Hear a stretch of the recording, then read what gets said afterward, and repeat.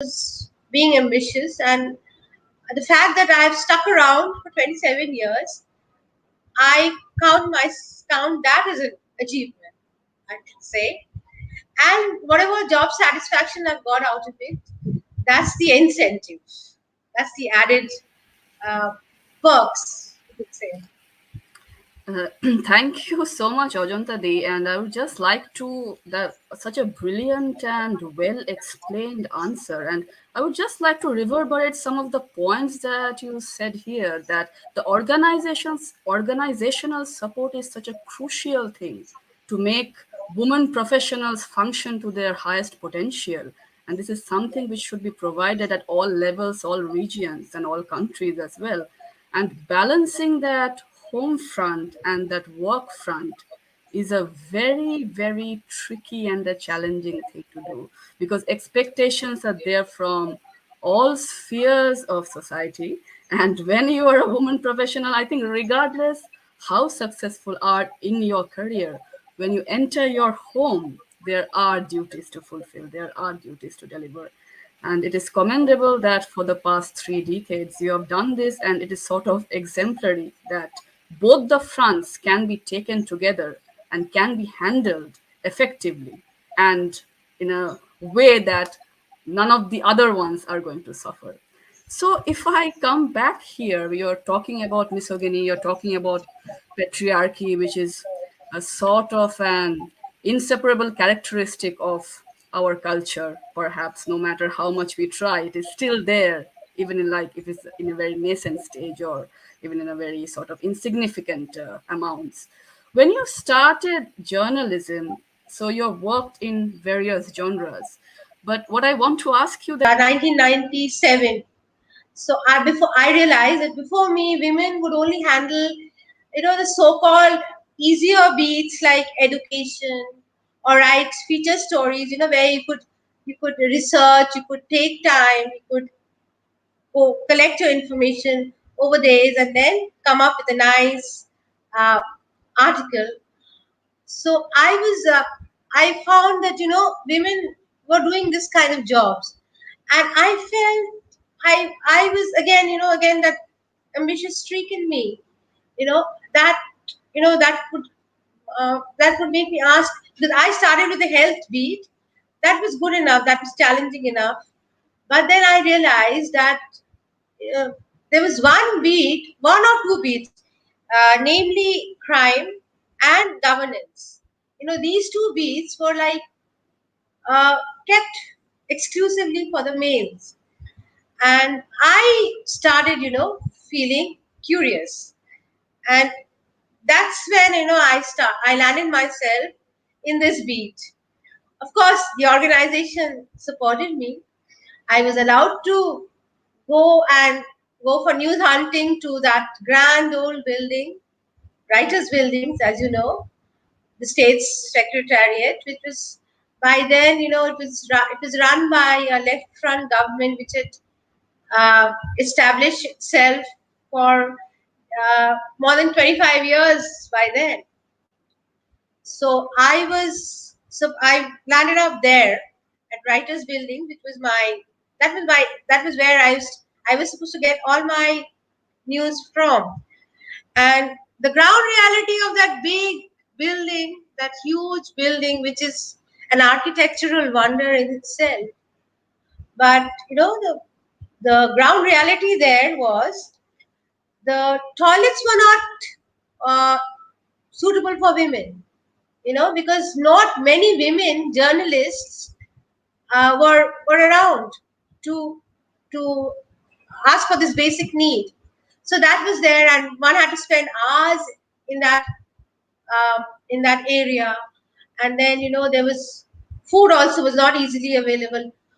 Street food was there, but then if you wanted the proper healthier variety, that was not there. And then I spoke about toilet, which is very crucial for a woman.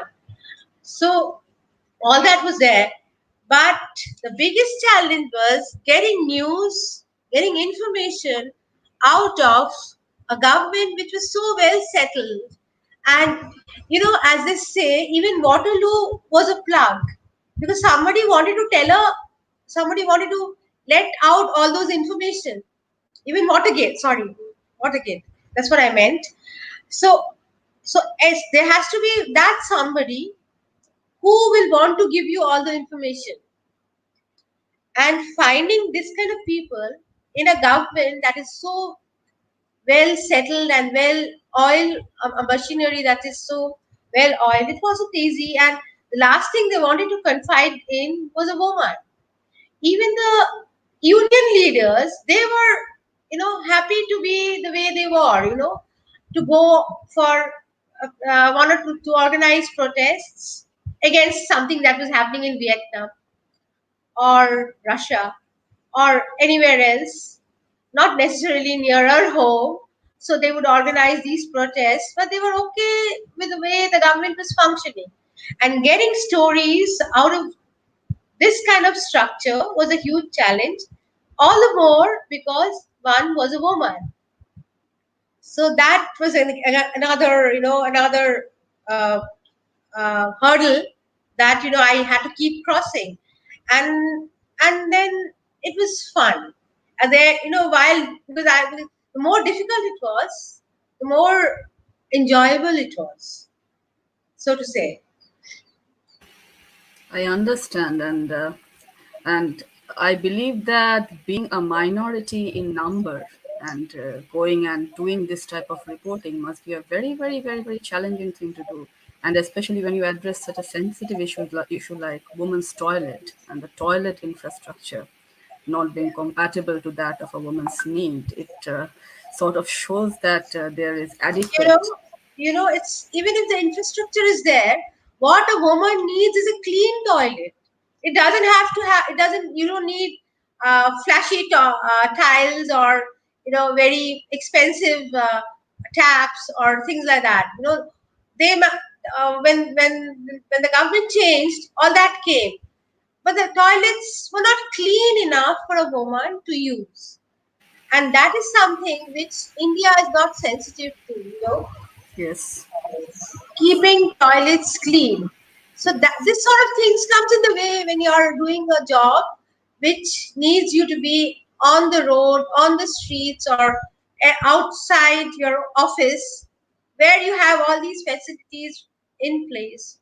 So then it becomes all the more challenging for a woman to be able to get on with the day, just going through your course, your daily course may not be easy when things are still continuing to be like that. exactly. And thank you, Ajanta. I have a question from an audience in my phone, WhatsApp. A lady is asking that how important does Ajanta think that family support is essential when you're going into a primarily male-dominated area? Because family may be skeptical when woman wants to enter an unconventional role, unconventional area. Very important question. I was hoping somebody would ask me this. I consciously chose a journalist as a husband because I'd known that when I was a desk person, when I would return home after the paper went to bed at 3 o'clock, and I wouldn't reach home until the wee hours of the morning, or sometimes a little earlier, and I would find my parents waiting for me. I was very clear about one thing, that no somebody who had no inkling of the kind of the way the newspaper functions would never understand why I am required to return so late, why I am required to leave the house at 8 p.m. and come back at 3 a.m. So that's when, luckily I found my husband within the same profession, and all these things were never an issue. Sometimes, he would even accompany me to assignments where I had to rush, when there was a flood or something, or a Maoist attack. Sometimes he even accompanied me to such places. Later on, when I had my kid, I would take her with me to, because the babysitter wouldn't be there sometimes, and who do I leave her with? So that is the other part of the family support that is required. You if you have a child, you need co-parents. You need your parents to do the co-parenting, because in India you cannot trust the babysitter. The other day I was reading a news. I don't know how. I'm not sure about the authenticity. It was about a child uh, who was left with a babysitter. The child used to be taken. The babysitter used to take the child for. She had tied up with the local beggars. So after the parents left, the babysitter would bring the child, I who read was that only too. Yeah. yes. So I didn't exactly go through something like that, but my tales are harrowing enough. My child was left in the local store while the babysitter went out, and she had to make a phone call. So there were things like this, and it was terrible for the both of us, for my husband and for me, because both of us being journalists, both jobs were equally demanding, and the child had to be left at home with babysitters who are not necessarily honest and reliable. So all that is there. And that was, I think I can write a book on this, on being a Exactly. mother and a journalist. I will Exactly. And someday. playing the multiple roles at the same time is very, very difficult. And I think that is why many women give second thoughts as to whether they should be embarking on their ambitions or not. And having the correct type of family support and family understanding is very, very, very crucial, both for peace of mind and both for the effective delivery of, You might have the mental support, but yes. my parents were ailing and they were Yeah. like, they were not with me. So they were not, there was no way they could have supported me even if they wanted to. Yes. Same with my in laws. They lived in some other city. So it's not always possible for the grandparents to do the co-parenting, even if they would want it. So family support is also about providing that infrastructure which is required if you want to do well in your career. Thank you, Ajanta Di, and I hope the audience who asked the question has got her answer. And now, moving on to my next question, tell us something about the investigative journalism that defined your career. Uh, I enjoyed this part of my career the most. The investigative journalism and being allowed to write such stories. Of course, one had to work very hard to get them because you needed all the proof with you, the proof that was the documents which would be acceptable in court in case somebody decided to move court against your story. So I had a brush with a most unusual person in the very initial stages of my career. The grand old man, the patriarch, Mr. Jyoti Basu himself, who came up with a rejoinder to one of my stories, and uh, I luckily I had all the documents. It was about the appointment, the illegal appointment of the chief vigilance commissioner, the person who is in charge of looking into corruption cases against IPS and IS officers, the bureaucrats. So the man himself was appointed illegally.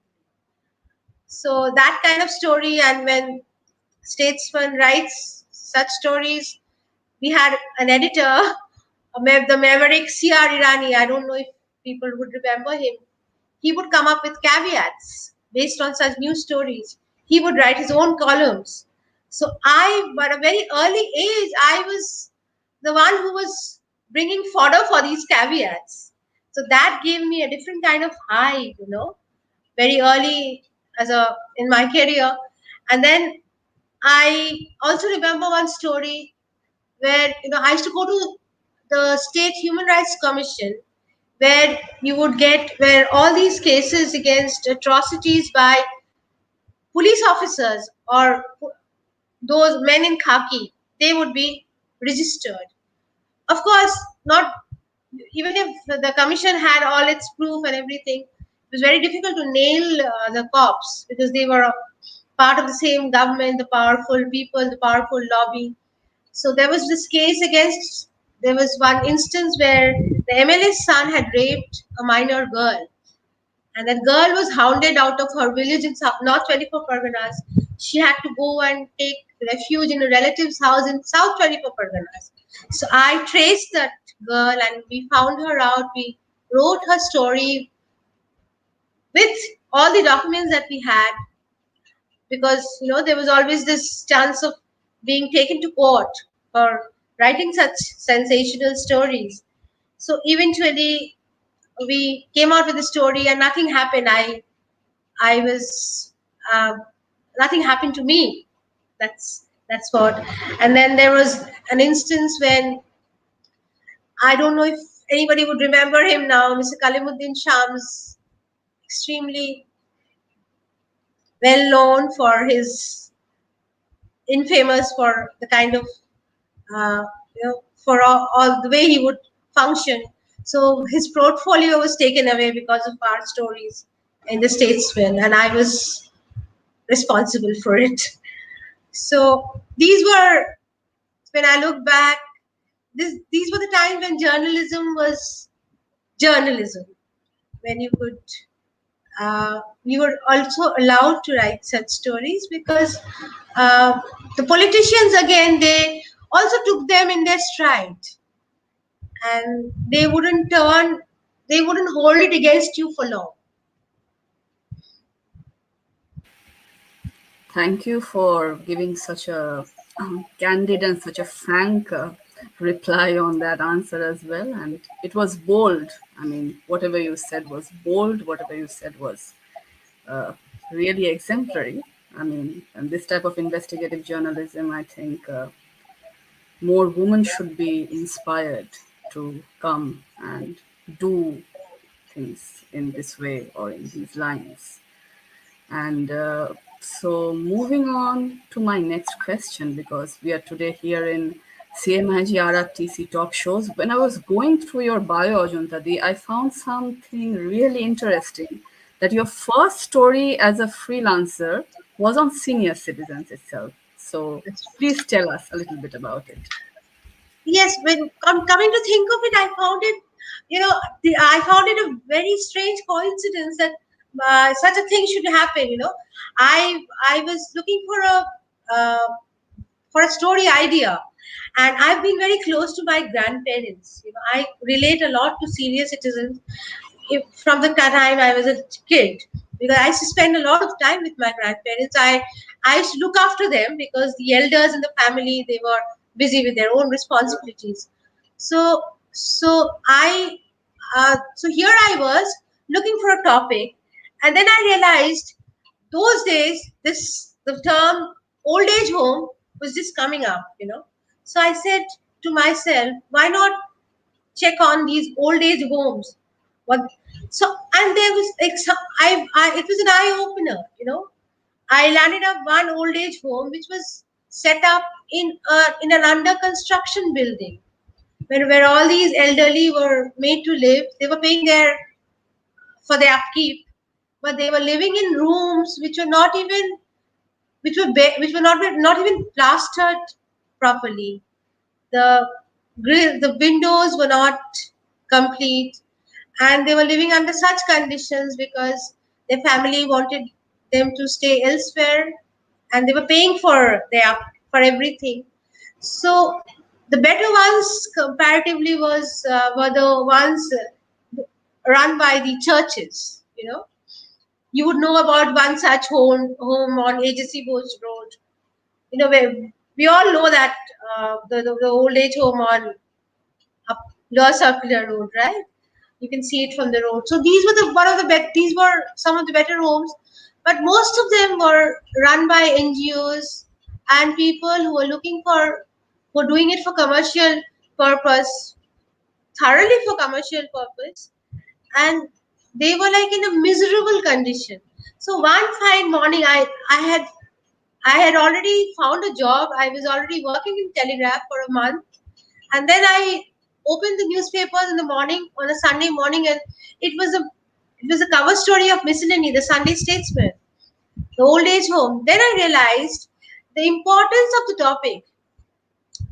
The editor of Statesman took it as a played it up as as a cover story of it. It looked like a magazine, miscellany, the Sunday Statesman, and my story was splashed all over it. Apart from feeling good about the whole thing, I realized with the start that my God, here is one topic which is not talked about, which is dying to be addressed, which is dying to be written about. So it so happened that I would keep on going back to how old people lived. From time to time, I would keep on writing about them. But I must say, not much has changed, overall. Though there are some very comfortable old age homes these days. You can avail of them for a premium. You pay a lot of money to live in those homes. There's one in Newtown. It's run by the government, but again, it's a PPP. One has to pay a hefty sum to stay there. It's pretty comfortable and nice. The way I would like to live if I were ever to look for an old age home. Otherwise, the scene is pretty dismal. Still, not much has changed. Exactly, and thank you for saying, I mean, explaining this in such a sequential way, and saying that when you reported your first story, this entire concept of old age home was coming up, and this is so much, as you were saying, in commonplace now. And over the years, when I when I've been talking to you, Ajanta, you have been saying that stories related to aging interested you a lot. Stories related to senior citizens interested you a lot. And in this context, you've also covered some of CMIG RRTC stories on senior citizens as well. So please tell the audience about your experience regarding covering some of our stories. I was completely, startled when I went to CMIG first time, the headquarters on EM bypass. And my story was so interesting. It was about dance therapy. That I can't tell you how much I enjoyed covering it. And you were the one who had anchored that project for CMIG. Dance therapy for senior citizens. So I was startled with the kind of, with an organization that is actually looking at the problem from such diverse outlook, attempting, doing things, doing all kinds of things that need to be done for the elderly. And then there was this other project which you all had done that was extremely interesting too. Teaching old people how to operate the smartphone. My God, who thinks of that? And an organization like CMIG, which functions entirely on non-profit basis, seeking funds from central government, from the Ministry of Social Justice and Welfare, and wherever you can get your hands to. I think more such organizations should come up, and the government, it has the money, right? Why doesn't it support such people, such organizations like CMIG, which focuses not only on the elderly who can afford to pay for an old age home, but those who cannot, those who are abandoned, who are driven out of their homes, and those who need a home. So CMIG is addressing the issue right from here, attempting to make life better for old people coming from the lower middle class or even the poorer sections of the society. So that I think is commendable, and we need more CMIGs, or we need to strengthen CMIG's hands to the extent that it can open up more such outlets and cover more sections of the population. Thank you so much, Ajanta Di, and thank you for your kind words about CMIG. And of course, CMIG would be trying to expand and penetrate into the vulnerable population much as possible. And I was about to ask you my next question, taking it from here, but I already got a question from one of the audiences here, which is pretty much similar. So I'm going to take up this audience question only, that Ajanta Chakraborty, as a media person, what would you say can be done to spread awareness about senior citizens' issues, especially in the upper class, and how can media be effective in spreading awareness about the sufferings of senior citizens? By writing about it more and more, which we do in the Times of India. Senior citizen is a very, that's the elderly, the senior citizens, they are very important for us.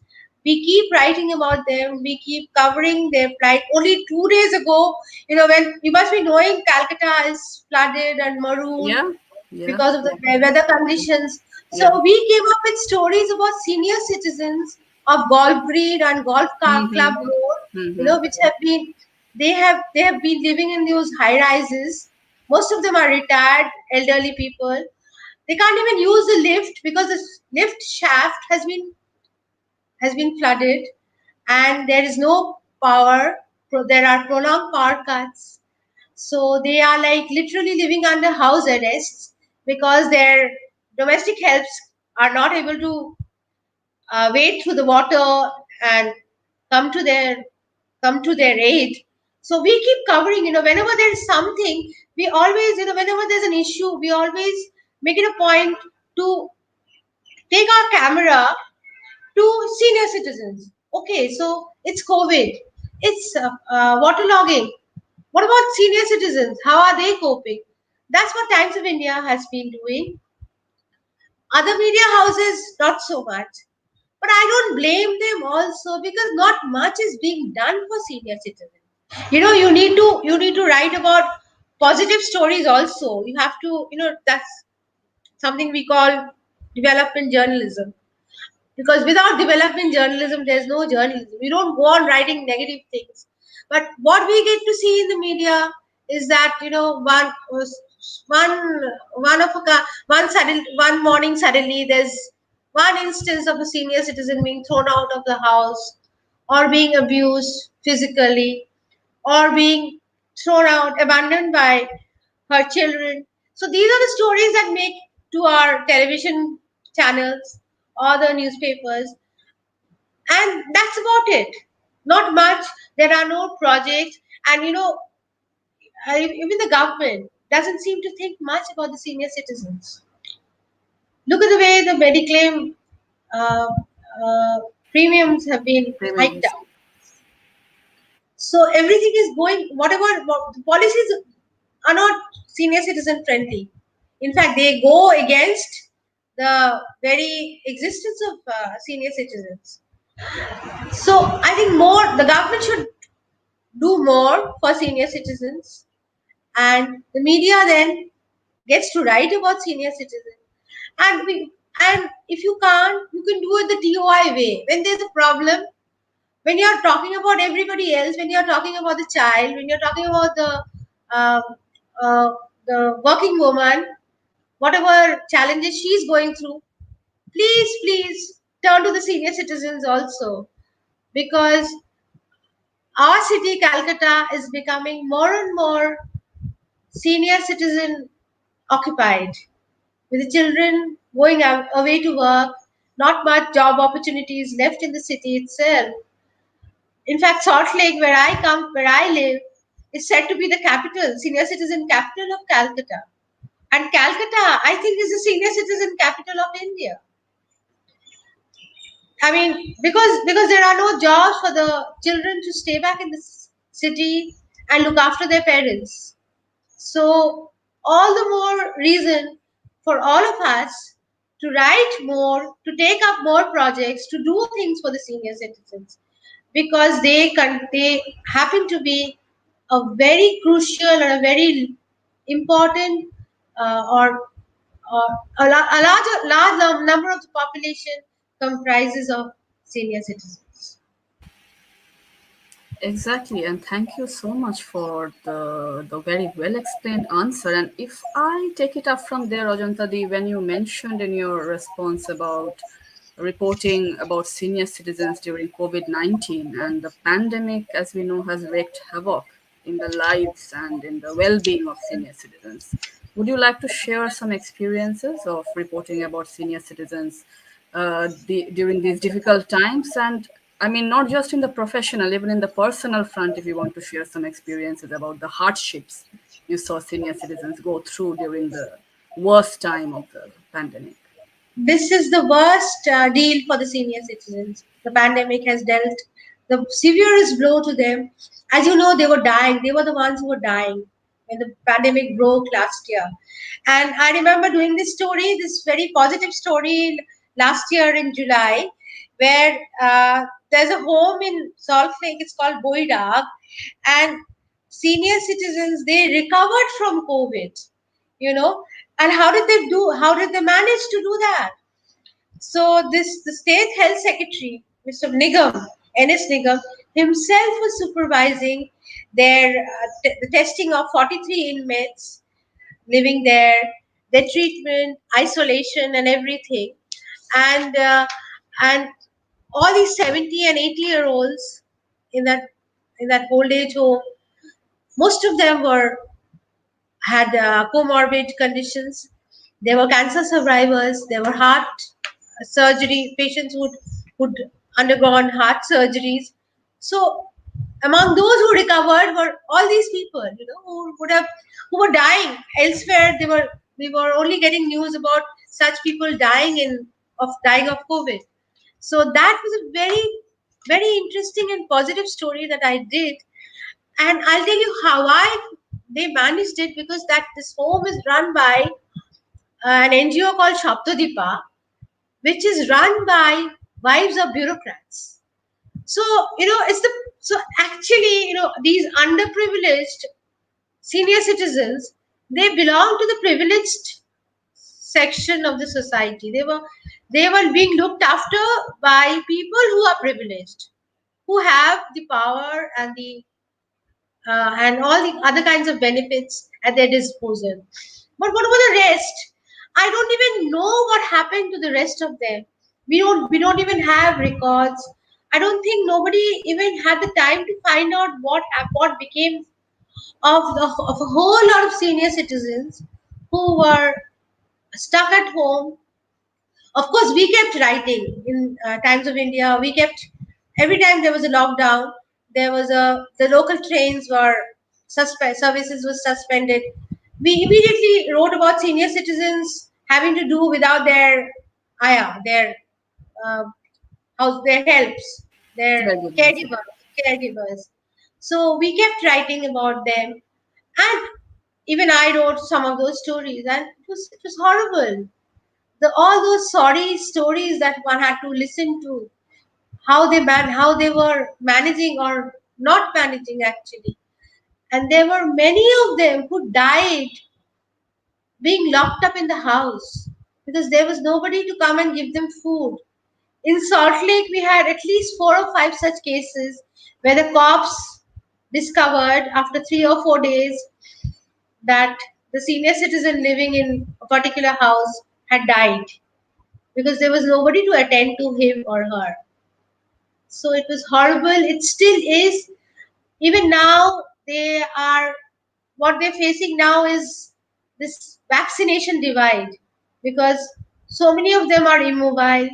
They can't step out of the house to the vaccination centers. We've spoken to heads of hospitals like Amri, who said that we are waiting for the government's law to allow us to go to the homes, and for the people who cannot come to the centers, who cannot come to the hospitals for the vaccines. But the government is saying that this temperature requirement, the government has not given. That's what the central government has told the Supreme Court. There was a hearing on this also, why people can't be given vaccines at home. So the government is saying that uh, there's a particular temperature that you have to maintain. But KMC has been doing, Kolkata Municipal Corporation has taken up some of these, they have done two, three, or many, slightly more, such, they have taken such steps in their own small way, but largely, still a large part of the population, I'm sure, are left out of vaccination. And that is not going to help anybody. If you leave them out of the inoculation uh, Program. radar, Yeah. yeah, it doesn't help. We are not going to get rid of COVID anytime soon if so many of our citizens are going to be left.